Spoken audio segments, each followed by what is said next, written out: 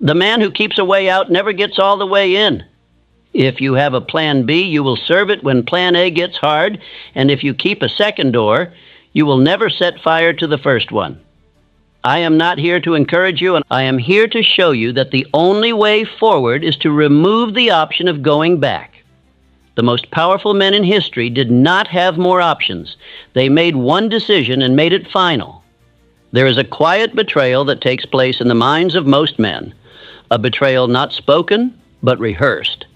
It is the hidden clause, the quiet agreement, the fallback plan silently kept in reserve. It is called Plan B. And while it sounds wise, while it wears the language of strategy, it is nothing more than a safety net for fear. It is the architecture of escape. And the moment you construct it, you have already told your subconscious that failure is on the table. You have already whispered that you do not fully believe. You have already announced, without saying a word, that you do not intend to burn the bridge behind you. No man ever became unstoppable while planning for retreat. No empire was ever built by a man with 1 foot in the future and 1 foot in the safe zone. You cannot walk toward greatness while leaving the door cracked behind you. The man who leaves a way out has already planned to use it. The moment you hold back a portion of your will, just in case, you divide your force, you split your intention, and you weaken your claim to the outcome you say you desire. Your subconscious does not operate by appearances, it operates by structure and repetition. And when you say, "This is my aim," but secretly add, "and if not, I'll do this instead," the subconscious hears confusion. It hears compromise, and confusion never creates command. Your mind must receive one order, one clear, final, absolute instruction. And that instruction must be backed not with wish or half-belief, but with faith made visible through action. I have written this in stone. Desire backed by faith knows no such word as impossible. But I tell you now, faith cannot coexist with fallback. Faith dies in the presence of retreat. Faith cannot live in the same body as doubt. Faith, if it is real, consumes everything else. And until you build that kind of faith, one desire, no retreat, you will never access the full strength of your own mind. When you remove the escape hatch, you begin to see what you're truly made of. And most men don't want to know. That's why they leave the second door open. That's why they say, "We'll see what happens." That's why they say, "I'm just keeping my options open." Because they are afraid to know what happens when they remove the possibility of quitting. They are afraid of the pressure. But pressure is what purifies. Pressure is what forces clarity, sharpens decisions, and births momentum.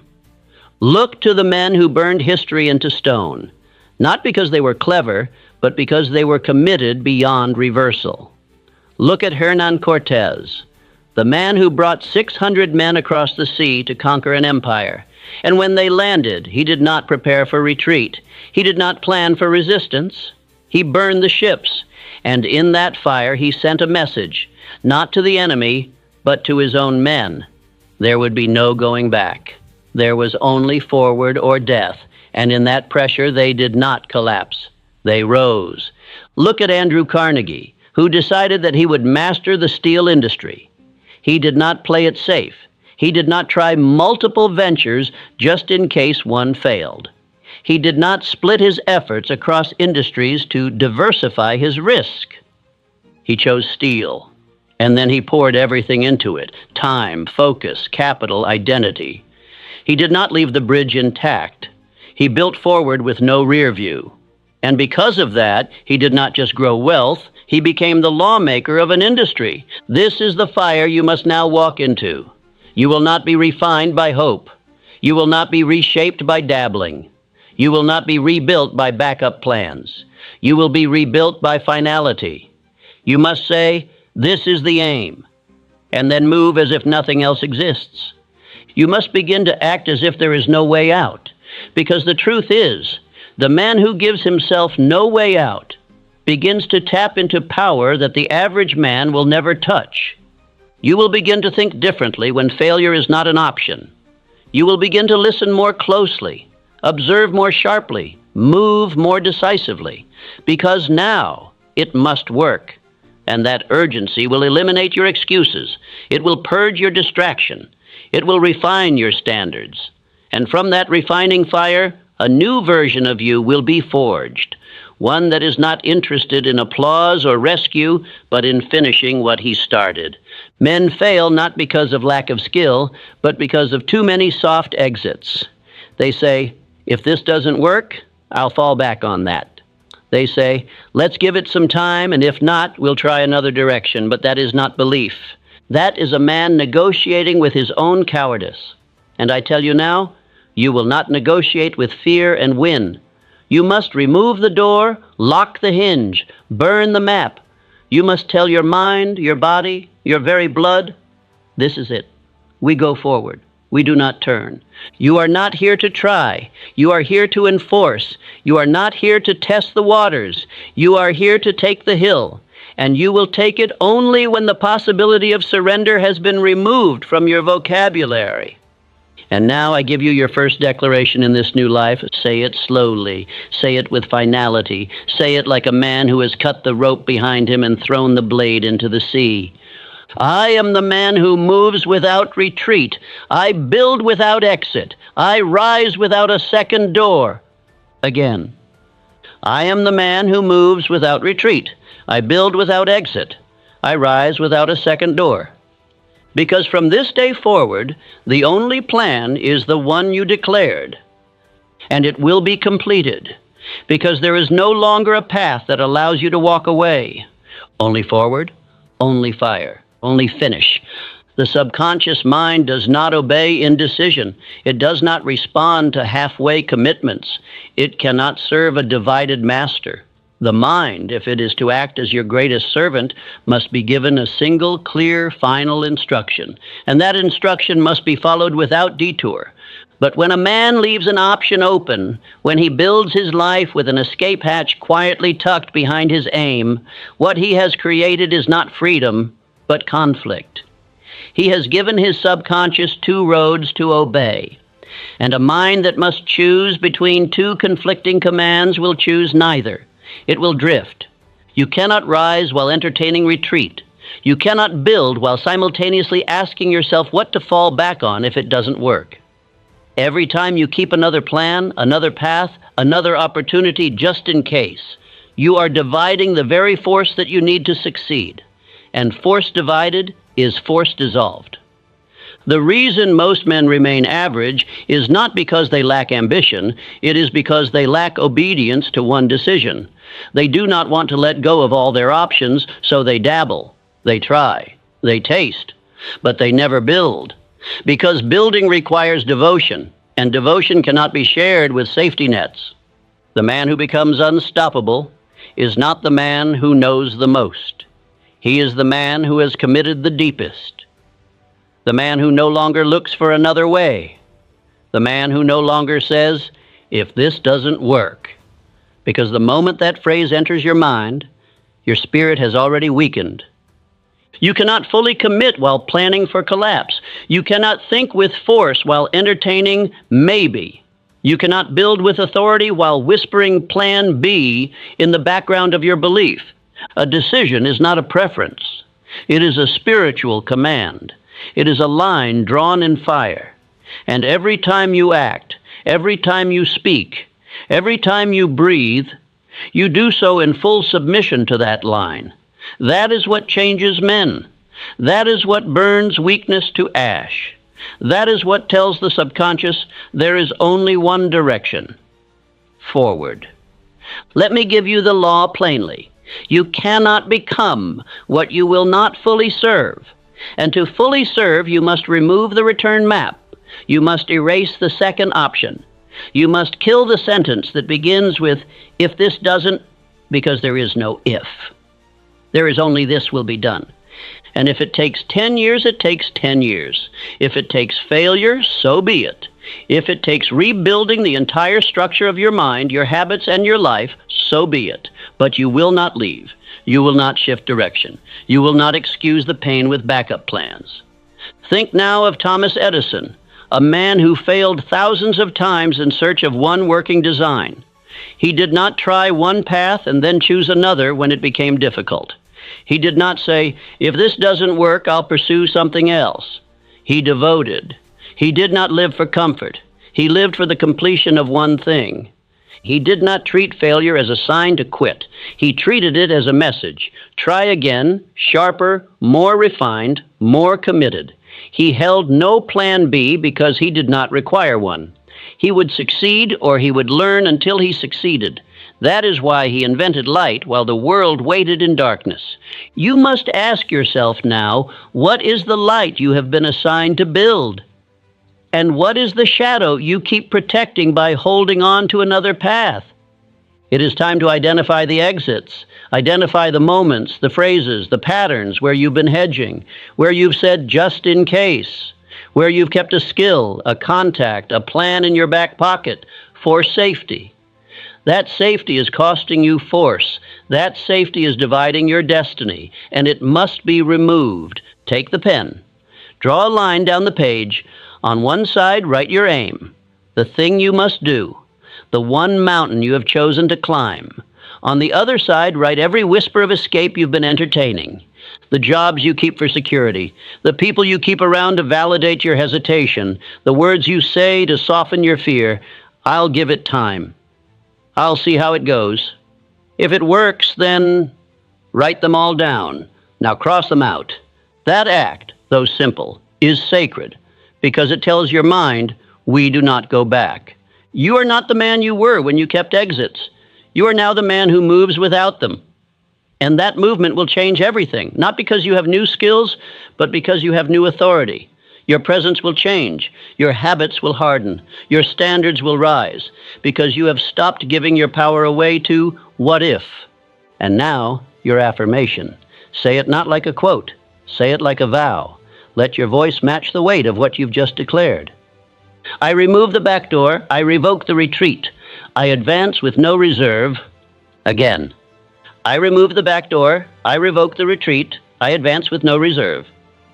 Because the man who no longer allows retreat is the man who now commands respect from himself first and then from the world. The man who reaches the top does not arrive by knowing more. He arrives because he decided earlier, moved sooner, and refused to retreat. The world does not reward intelligence. It rewards finality. Finality is the spiritual cement that turns thought into structure. It is the mental knife that cuts away options.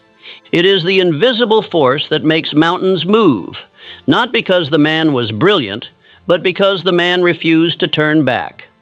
While others studied, he decided. While others waited, he walked. While others collected opinions, he enforced his own. This is the truth. The world moves around the man who cannot be moved, not the clever one, not the one with the most plans, but the man who has given himself one aim and placed his entire identity behind it. That man becomes magnetic. That man becomes undeniable. That man becomes the reference point by which others must recalculate. You do not need more facts. You need finality, because until your decision becomes final, your power will remain partial. And partial power is no power at all. Decision is not just a mental act, it is a spiritual law. When you decide, truly decide, all the invisible forces of the world begin to align behind that declaration. But the moment you second guess, you disband the army. You lose the current.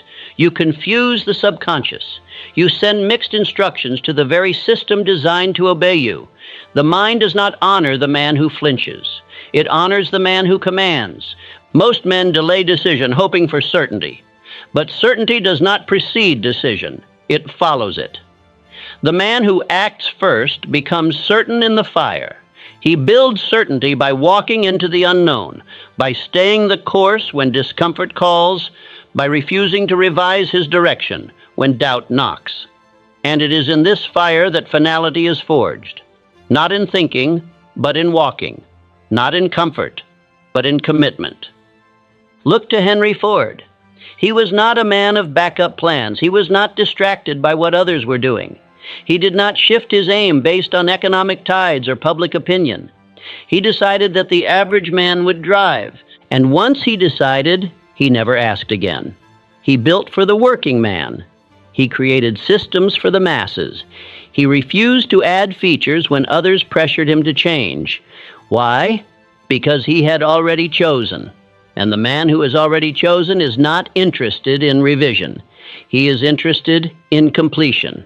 Ford's strength was not in mechanics, it was in mental finality.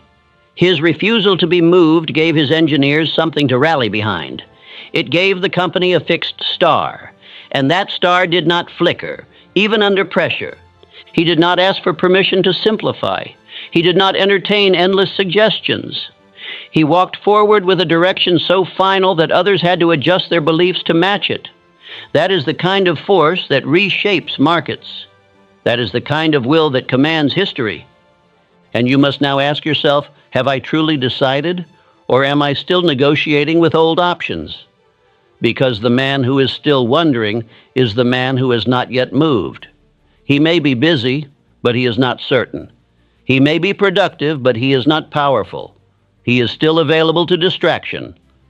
Decision is not a feeling. It is not a phase. It is not something you stumble into after studying all the data. It is a moment, a line, a sentence spoken in the private court of your own soul. This is what I will do, and I will not change. That sentence, once spoken in fire, becomes law, and every thought, every step, every sacrifice after that must answer to it. When you reach this level of decision, you begin to draw invisible forces to your side. You begin to see doors open where there were none. You begin to find strength in places you once collapsed. Not because the world changed, but because you did. You stopped asking. You started commanding. You stopped browsing. You started building. And your identity began to harden into something the world must now reckon with. You must now make the final decision. Not in word, in posture, in schedule, in movement. You must cut away the questions that no longer deserve your time. You must eliminate the idea that you can come back to this later. You must speak your aim aloud and declare that it is now permanent. This is the end of drift. This is the end of wandering. This is the beginning of force. Now I give you your affirmation. Say it like a man who is already walking into completion. I decide and do not turn. I choose and do not tremble. I walk forward and do not look back. Again. I decide and do not turn. I choose and do not tremble. I walk forward and do not look back. Because the men who move the world are not the ones who waited for certainty. They are the ones who made it. Fear does not survive in the heart of a man who has eliminated his exits. It cannot feed where there is no retreat. It cannot grow where the door has been bolted shut. It cannot command where the bridge has been burned. Fear feeds on options, the idea that you still have another way, another path, another plan. So long as a man believes that he can fall back, he will hesitate in the direction he needs to go most. He will water his belief with doubt. He will walk, but only at half pace. He will move, but only with one eye on the escape. And as long as he does, he will never know what it means to be free. You must understand this. Fear requires an escape hatch to stay alive. It survives on indecision. It multiplies in spaces of uncertainty. It keeps its power through the promise of postponement. And this is why so many men feel paralyzed, not because they lack the ability to move forward, but because they have made retreat an option. They may say they believe in their goal. They may say they are committed. But if they are still keeping a door open behind them, fear will always find a place to enter. The only way to kill fear is to remove what it feeds on. That means removing the possibility of going back. That means eliminating the secondary path. That means declaring in voice and in movement, there is no other way, this is it. And when that declaration is real, when it is final, fear begins to starve, because now the man is not available for retreat. Now the man is not wondering what he will do if it doesn't work. Now the man is advancing, and fear cannot keep up with a man who is no longer hesitating. Let me make it clear. No plan B does not just sharpen your focus. It kills your fear. It calls upon strength you did not know you had. It summons clarity in chaos. It unlocks movement in the middle of pressure. Not because the path is easier, but because you've removed the alternative. That is where courage is born. Courage is not the absence of fear, it is the absence of escape. And the man who walks forward without the possibility of retreat discovers just how strong he actually is. Look now at John D. Rockefeller. In times of panic and collapse, when others fled, when men clutched at their capital and froze in fear, Rockefeller continued building. He bought when others sold. He moved when others paused. He did not panic. He did not drift. He stayed fixed. Why? Because he was married to his mission. He was not exploring other industries. He was not second-guessing his aim. He had made the decision, and once made, it was done. And that mental finality gave him peace when others were overtaken by pressure. He did not need escape. He had already removed it. And in its place, he installed certainty. You must now do the same. You must locate the places where fear still speaks, and you must trace each one back to its source. You will always find the same thing at its root: an escape you have not removed, a path you have not burned, a phrase you still say to give yourself relief from commitment. We'll see how this plays out. I'll give it 6 months. If it works, then... These are not strategy. These are cracks in your foundation. And through those cracks, fear enters. Take inventory now. Ask yourself, where am I still holding back? Where am I still negotiating with fear? What decision have I delayed? What conversation have I avoided? What move have I postponed? Not because I am unready, but because I have not yet removed the exit. Find it. Circle it. Eliminate it. That act, though it may look small, will shift your entire internal structure. Because when you kill the escape, you ignite the mind. The man who has nowhere to go but forward will find new strength in every step. This is not theory. This is law. The mind, once fully committed, begins to operate differently. The will hardens. The body responds. The eyes sharpen, and the actions that once required force now become natural, because they are no longer one of many. They are the only path. And when the path becomes singular, your power becomes focused. And focused power does not ask for fear's opinion. Now I give you your drill. Take a page. At the top, write, where fear speaks, escape still exists. Then write every place in your life where you feel resistance, hesitation, tension. Now ask, what have I not burned? The backup contact, the fallback job, the plan you told no one about but still keep in your pocket. The voice that says, if it fails, identify it. Then cross it out with the full intention of a man who is ready to move without retreat. Because you are not here to flirt with destiny, you are here to marry it. And now your affirmation. Say it not to silence fear, but to starve it. I do not consult fear. I do not keep escape. I kill the exit. I move with fire. Again. I do not consult fear. I do not keep escape. I kill the exit. I move with fire. Because from this moment forward, you are not a man who asks for courage.